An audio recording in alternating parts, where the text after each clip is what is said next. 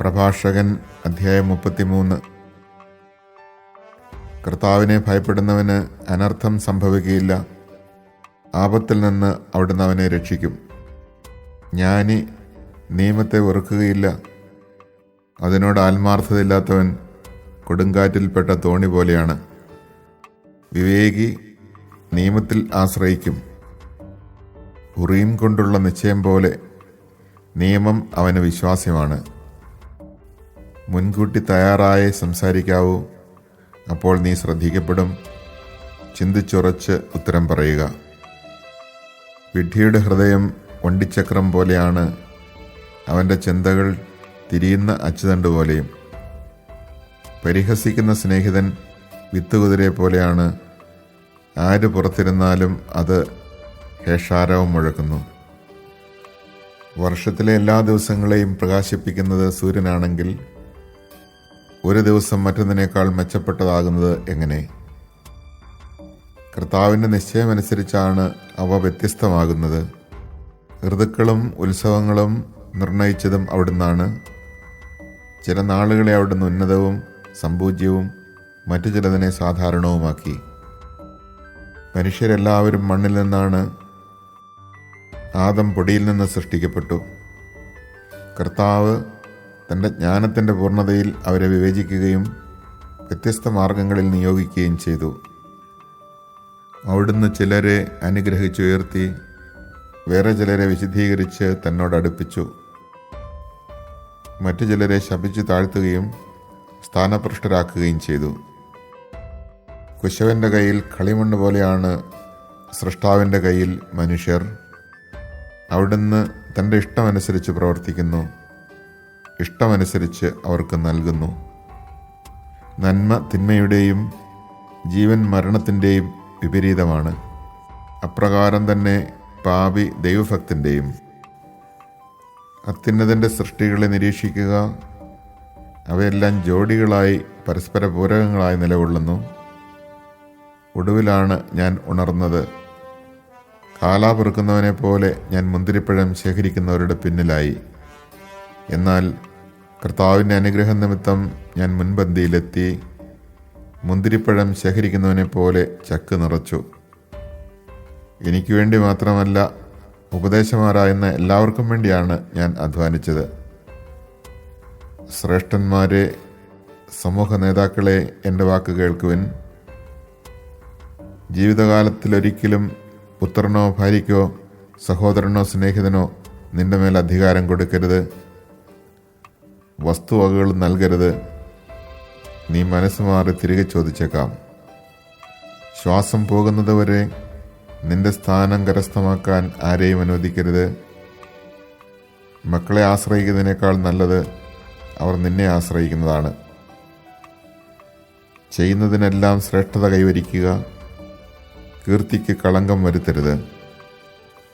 ജീവിതാന്ത്യത്തിൽ മരണനാഴികയിൽ സ്വത്ത് വിഭജിച്ചു കൊടുക്കുക. കഴുതയ്ക്ക് തീറ്റിയും വടിയും ചുമടും, ദാസന് ആഹാരവും ശിക്ഷയും ജോലിയും. അടിമയെക്കൊണ്ട് വേല ചെയ്യിച്ചാൽ നിനക്ക് വിശ്രമിക്കാം. അലസനായി വിട്ടാൽ അവൻ സ്വതന്ത്രനാകാൻ നോക്കും.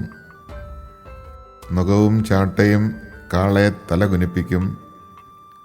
പീഡനയന്ത്രവും പ്രഹരങ്ങളും അനുസരണമില്ലാത്ത അടിമയെയും.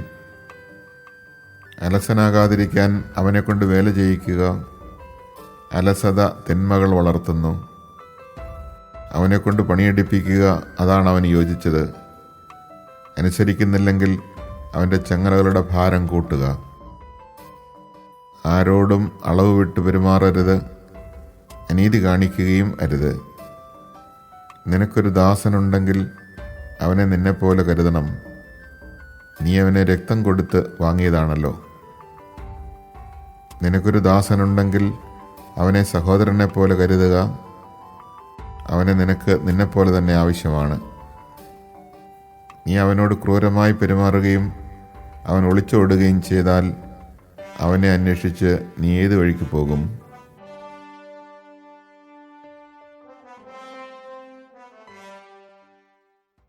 Chapter 33. No evil can harm the man who fears the Lord. Through trials again and again he is safe. He who hates the law is without wisdom, and is tossed about like a boat in a storm.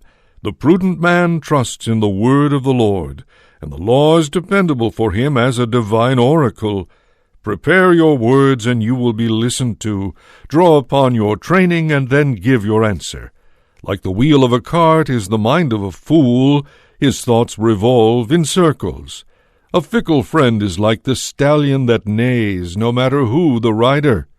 Why is one day more important than another, when it is the sun that lights up every day? It is due to the Lord's wisdom that they differ. It is through him the seasons and feasts come and go. Some he dignifies and sanctifies, and others he lists as ordinary days.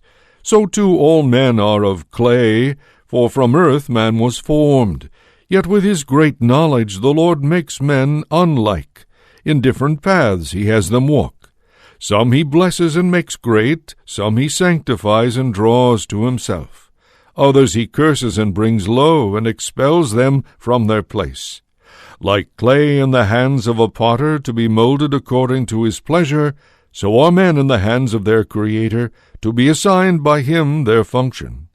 As evil contrasts with good, and death with life, so are sinners in contrast with the just.